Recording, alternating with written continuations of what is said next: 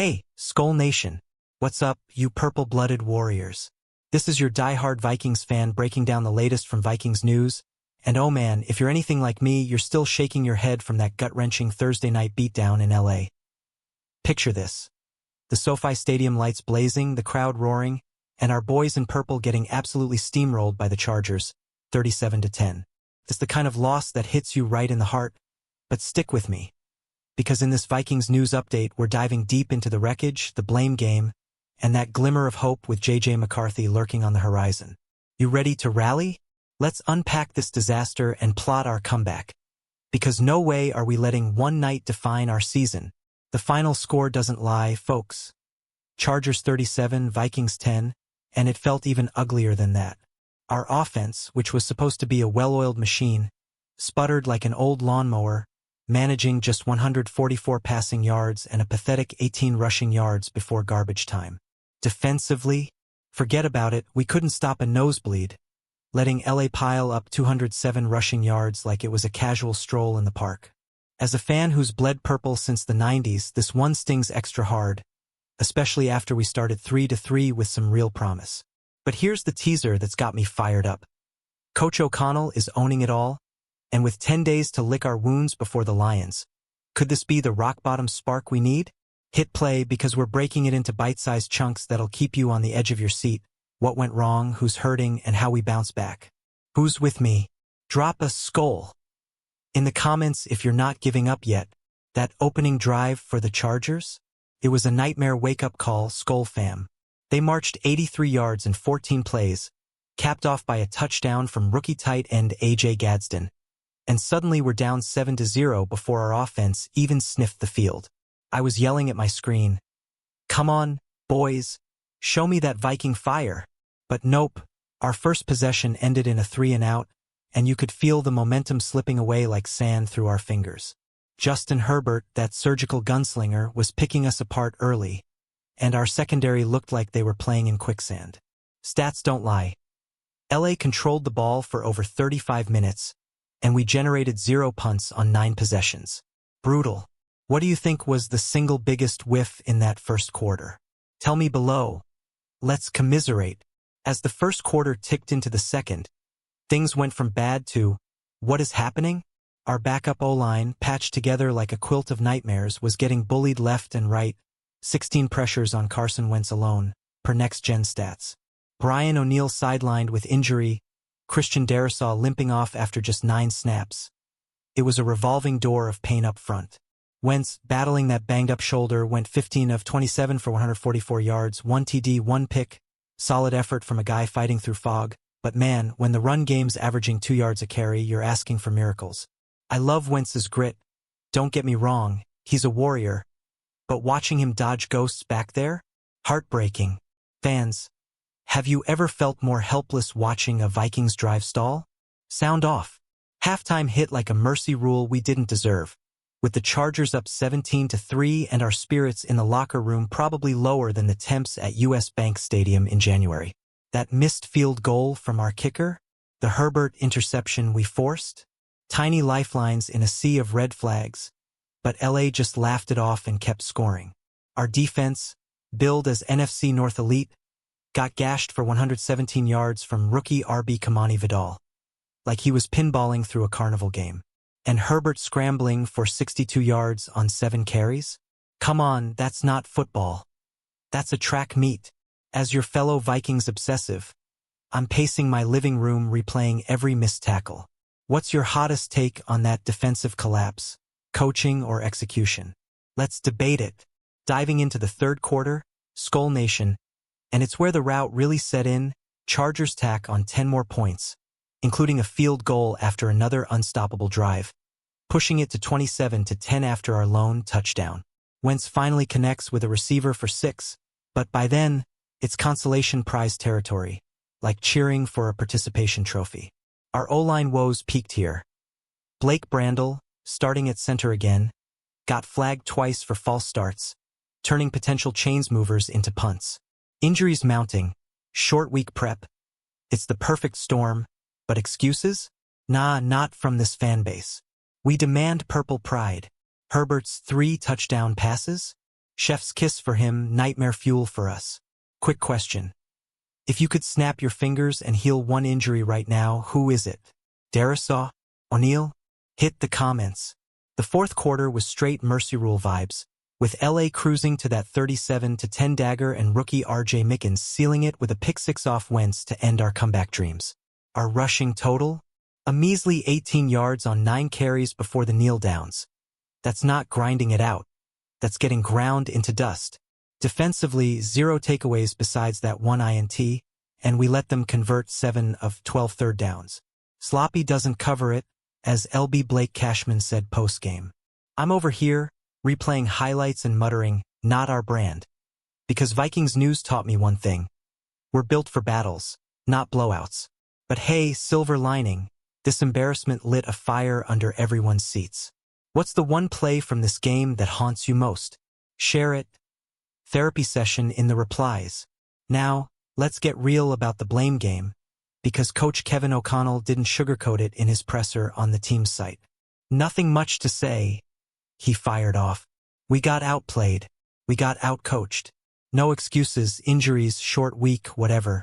This ain't our standard. I respect that fire, Skol fam.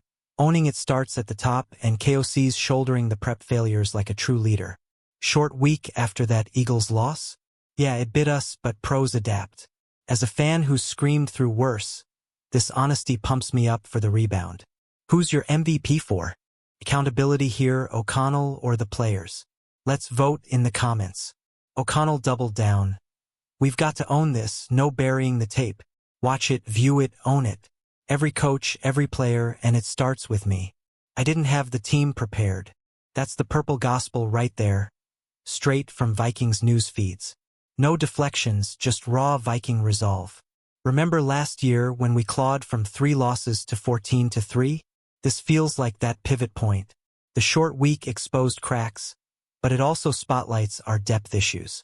I'm fired up imagining the film room sessions, gritty, no BS breakdowns. Fans, if you were in that meeting, what one fix would you demand first? O-line drills? Tackling? Spill it below. Shifting gears to the O-line apocalypse, because Holy Purple Pain, Skol Nation, that off-season plan to beef up the interior, derailed faster than a runaway train. With injuries piling up, we trotted out backups galore. Struggling Blake Brandel at center again. No Brian O'Neal at RT, and star LT Christian Darisaw toast after 9 snaps. Result? 16 pressures per next-gen stats, turning every snap into a survival episode. I was clutching my jersey watching Wentz dance for his life. It's not football. It's dodgeball. Vikings news is buzzing with trade rumors now. We need reinforcements. What's your bold move? Cut bait or double down on youth? Tell me. Wentz under center was a band-aid on a bullet wound, fighting through that shoulder tweak like a gladiator in the Coliseum. 15 of 27, 144 yards. A TD to keep hope flickering. But that INT? Oof. Returned for nothing but pain. His vision was foggy, accuracy off, and with the run game DOA, 18 yards on 9 carries pre-final drive, he couldn't sustain drives. Credit to the guy for gutting it out on short rest, but man, we need our spark plug back. As a lifelong fan, I've seen QBs rise from ashes. Wentz could too. Quick poll. Stick with Wentz or pull the trigger on a change? Your thoughts? That final drive in the blowout? Symbolic garbage time, but it underscored the run game's corpse. We couldn't establish squat, averaging under 2 yards a pop. Offense ranks 22nd in EPA per play last month with Wentz at helm, per advanced metrics. It's a vicious cycle. No run threat means stacked boxes, means pressured passes, means stalled chains. Vikings news analysts are calling for scheme tweaks. More play action? Quick slants? I'm all ears. Fans, what's the one offensive weapon you'd unleash more? Jefferson? Addison? Let's brainstorm in the comments. Zooming to the defense because oof, this unit entered with sky-high hopes but got shredded like confetti in a windstorm. High expectations for NFC North contention, but average Joe's been the vibe, picked apart through the air, run over on the ground. Against LA, 207 rushing yards, led by Vital's 117 and Herbert's sneaky 62 on scrambles. We forced 0 punts on 9 drives, Only a missed FG and that lone INT kept it from total perfection for them. Sloppy as Cashman nailed it. I'm pounding my fist. This ain't us. What's your defensive dream fix? New DC or scheme overhaul? Linebacker Blake Cashman didn't mince words post-game. Sloppy. We've got to be better in a lot of areas. That wasn't our brand of football. Straight fire from a leader we need more of. Skol fam entering the season. We banked on this D carrying us amid QB questions, but nah, average at best, leaky at worst. Third down stops, 5 of 12 allowed. Red zone defense, Swiss cheese. As a fan dissecting Vikings news clips, it's clear execution gaps are killing us. But hey, talent's there. Harrison, Van Ginkel, the secondary pieces. Who's the one guy you think steps up big next? Shout it out. Safety Josh Metellus echoed the mirror gazing. If we're not all 11 executing on every play, you end up with results like this.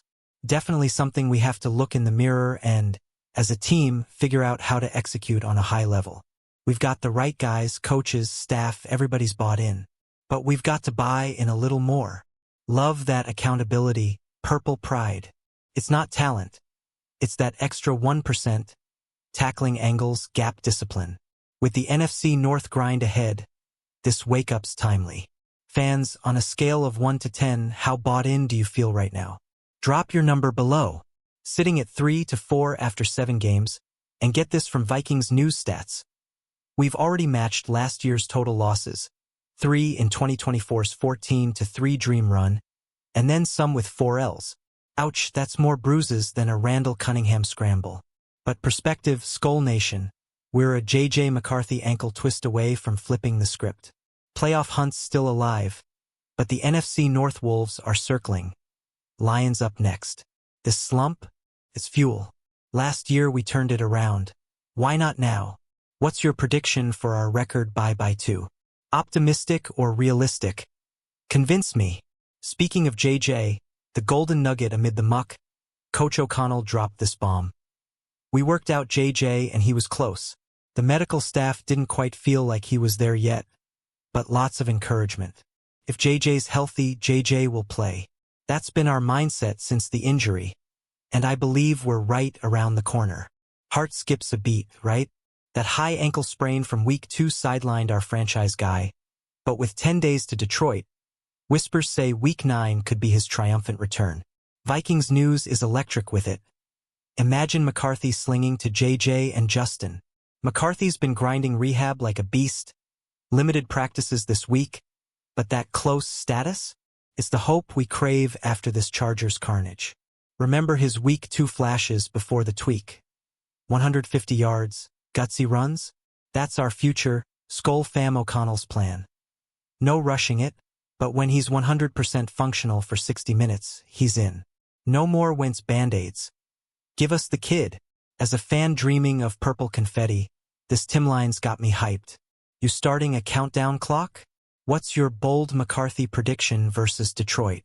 With 10 days to marinate before the Lions in week 9, this is our fork in the road, Warriors. Detroit's a beast, but so are we when dialed in. Last year's sweep? Fuel for revenge. O'Connell's own it mantra echoes. Film study, extra reps, heal up. Vikings news previews are screaming bounce-back potential. We've got the pieces if we glue 'em right. Short week exposed us, but extra time now? Gold. I'm visualizing that US Bank roar drowning out the pain. Fans, Lions game, win or learn the hard way. Your gut call? Wrapping this Vikings news roller coaster, Skol Nation, because if there's one thing this 37-10 thumping proves, it's that we're tougher than the toughest trenches. From O-line sieves to defensive dominoes falling, we saw our flaws in HD, but flaws are fixable, and with McCarthy knocking, the horizon's purple. We've owned worse. 14-3 last year wasn't luck. This is our watch the tape moment, grit, growth, glory. What's sticking with you most from this breakdown? The injuries? The hope? Spill in the comments. Alright, Purple Army, before I let you go. If this raw, real talk fired you up even a little, smash that like button to show the algorithm some Skol love. Drop your hottest takes below. McCarthy Week 9 starter? O-line SOS? Let's build the ultimate fan thread. Subscribe for daily Vikings news drops so you never miss a beat. And share this with your fellow diehards. Spread the purple plague. Until next time, stay passionate, stay proud. Skol Vikings.